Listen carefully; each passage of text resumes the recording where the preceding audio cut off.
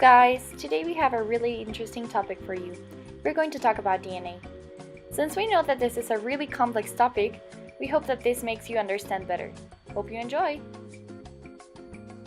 Since this topic is so large, we're going to divide it into 4 main parts. The first topic we're going to talk about is going to be structure. Then we're going to talk about replication, and then we're going to talk about transcription and translation. The structure. Nucleic acids are constructed by linking together nucleotides to form a polymer. There are 2 types of polymers, DNA and RNA.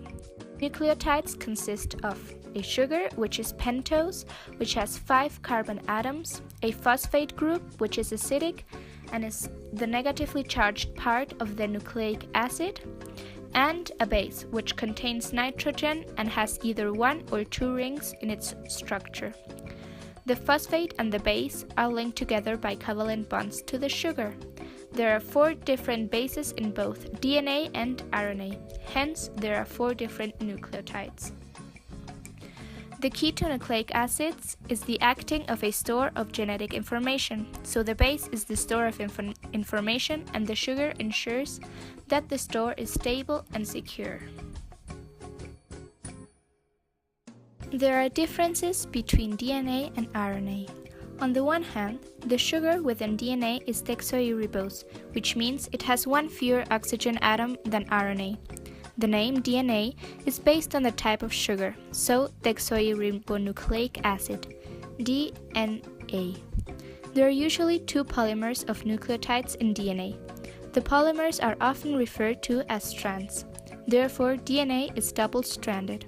The 4 bases in DNA are adenine, thymine, cytosine, and guanine. On the other hand, the sugar within RNA is ribose, meaning it has 1 more oxygen atom. So the name RNA comes from ribonucleic acid, RNA. 1 polymer or strand of nucleotides exists in RNA, so RNA is single-stranded. The 4 bases in RNA are adenine, cytosine, guanine, and uracil. Here we can see 4 different subunits of DNA, which are called monomers or nucleotides. These are linked together with bases. Each phosphate is linked with another phosphate, and the sugar, which is deoxyribose, is linked with a base, and the nitrogenous base is linked with another base. In this case, these are nucleotides of DNA because it has thymine, so in RNA, thymine is swapped with the base uracil, so there will never be thymine in RNA. These base pairings will always be the same, therefore adenine will always be linked with thymine and cytosine will always be paired with guanine. This is called complementary base pairing. Each strand is a chain of nucleotides linked by covalent bonds. 2 strands are parallel but run in opposite direction, therefore they are called antiparallel. The 2 strands are wounded to form a double helix or spiral. The strands are held together by hydrogen bonds. For you to understand a bit better, we compare this with a ladder. The steps of the ladder are the hydrogen bonds, and where the steps bind with the ladder are the complementary base pairs. Semi-conservative replication of DNA. When a cell prepares to divide, the 2 strands of the double helix separate, and each mother strand will serve as a template to create a new daughter strand by adding nucleotides 1 by 1 and linking them together. The result is 2 DNA molecules, each composed of an original and a newly synthesized strand. Therefore, DNA replications is said to be semi-conservative. The base sequence of the mother strand determines the daughters, because the bases have to be complementary, because otherwise hydrogen bonds cannot happen. This complementary base pairing gives DNA structures their stabilization and ensures identical base sequence replication. Before DNA replication can occur, the enzyme helicase unwinds and separates the 2 strands, because when still helical, it's impossible to separate them. the hydrogen bonds are broken with the help of energy from ATP.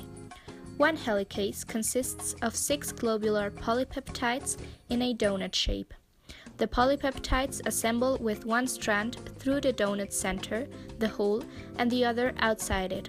With ATP energy, the helicase is moved along the DNA molecules, breaking the hydrogen bonds and parting the 2 strands. Once helicase has done its job, replication can begin.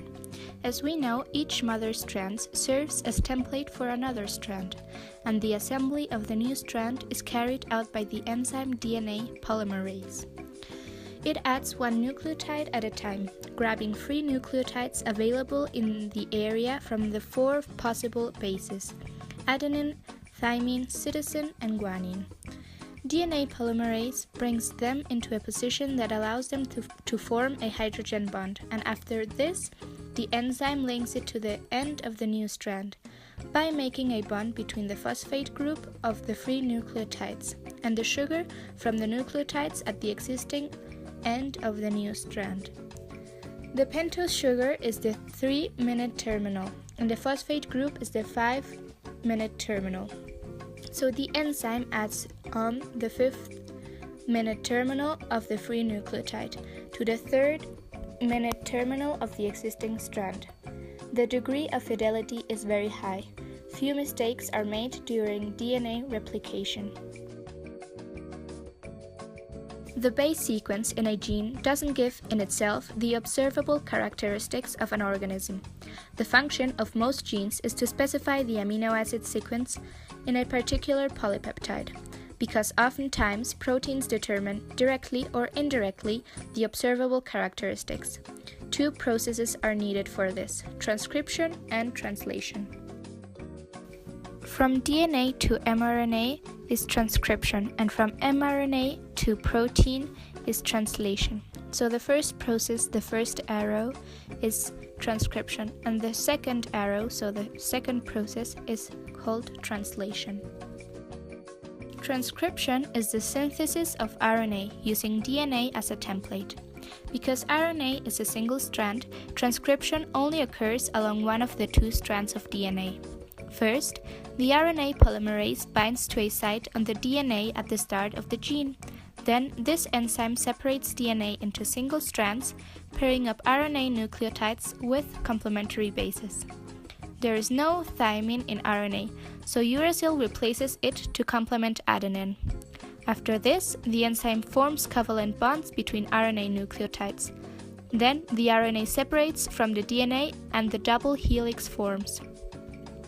Transcription stops at the end of the gene, and the completed RNA molecule is released, whose base sequence is complementary to the template's strands, but identical to the other mother strand, with one exception: uracil.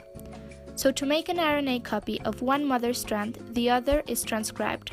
A same base strand is called sense strand, and complementary base is called antisense strand. Translation is the synthesis of a polypeptide with an amino acid sequence determined by the base sequence of a molecule of RNA. It takes place in ribosomes, which have binding sites for each molecules taking part in translation. Ribosomes have a small and a large subunit, each composed of RNA molecules and proteins. Part of the large subunit is a site that makes peptide bonds between amino acids, to link them together into polypeptides. RNA that carries information needed to synthesize a polypeptide is called messenger RNA, mRNA. Its length consists of the number of amino acids in the polypeptide. In the genome, there are many different genes that carry the information to make a polypeptide with a specific amino acid sequence. Therefore, only certain genes are transcribed, and only certain types of mRNA are available for translation in mRNA. Cells that need or secrete large amounts of a particular polypeptide make many copies of the mRNA for that polypeptide. Transfer RNA, tRNA, helps decoding the base sequence of mRNA into amino acid sequence during translation. And ribosomal RNA, rRNA, is part of the structure of a ribosome. Nucleotides in tRNA are called anticodons, and the nucleotides in mRNA are called codons. So anticodons and codons are complementary. The translation dictionary enables to convert the base sequence on the mRNA into an amino acid sequence called genetic code. There are 4 base types and 20 amino acid types. Therefore, living organisms use a triplet code, with groups of 3 bases coding for 1 amino acid. A sequence of 3 bases on the mRNA is called codon. Each codon codes for the specific amino acid to be added to the polypeptide. Different codons can code for the same amino acid, degenerate, and the code called stop makes translation end. Amino acids are carried on tRNA each by its specific tRNA, which has a 3-base anticodon complementary to the mRNA codon for that particular amino acid. For example, for the amino acid GLU, the base sequence in the SUN code would be GAA. So to obtain the name of this amino acid, first you have to look at G in the center, A in the middle, and also A in the last row, and that would code for GLU. Using this SUN code, you always have to work from the center outwards. So now we have come to the end of this video. We hope you enjoyed it and you understood the structure and the whole process of DNA a little bit better. Thanks for watching!